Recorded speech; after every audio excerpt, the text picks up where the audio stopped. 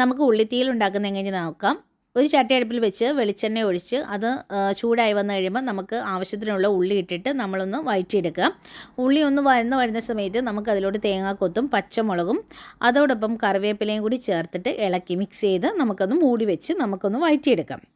At the same time തന്നെ നമുക്ക് തേങ്ങ വറക്കണം. തേങ്ങ ഒരു പാനടുപ്പിൽ വെച്ച് അത് വറക്കാനായിട്ട് വെക്കുക. അതിലോട്ട് കുറച്ച് ഉലുവ, പിന്നെ കുറച്ച് മല്ലിപ്പൊടി ഉണ്ടെങ്കിൽ മല്ലിപ്പൊടി മതി. ഇവിടെ ഞാൻ മല്ലിയാണ് എടുത്തേക്കുന്നത്.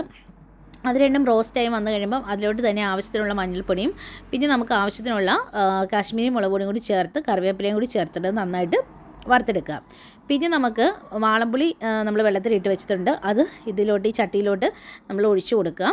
എന്നിട്ട് നന്നായിട്ട് ഉപ്പും കൂടി ഇട്ട ശേഷം നമ്മൾ അത് അരച്ച് വെച്ചേക്കുന്ന അരപ്പും കൂടി ചേർത്ത് മിക്സ് ചെയ്ത് നന്നായിട്ട് തിളപ്പിക്കാൻ വെക്കുക. പിന്നെ നമുക്ക് കടുക് വറുക്കണം. കടുക് വറുക്കാൻ നമ്മൾ സാധാരണ വറുക്കുന്നതുകൊണ്ട് തന്നെ ഉള്ളിയിട്ടിട്ട് വറ്റൽമുളകും കറിവേപ്പില എല്ലാം കൂടി ഇട്ട് കടുക് വറുത്തും ഇതിലോട്ടിടുക. പിന്നെ ഇതിലോട്ട് ഒരു കാര്യം കൂടി ഞാൻ ചെയ്തിട്ടുണ്ട്. കുറച്ച് നമുക്ക് ശർക്കര പാനി ഉണ്ടെങ്കിൽ അത് ഒഴിച്ചാൽ മതി, ഇല്ലെങ്കിൽ ശർക്കരപ്പൊടിയും കൂടി ചേർക്കുക. അതായത് നമ്മുടെ ഉപ്പും പുളിയൊക്കെ ബാലൻസ് ചെയ്യാൻ വേണ്ടി.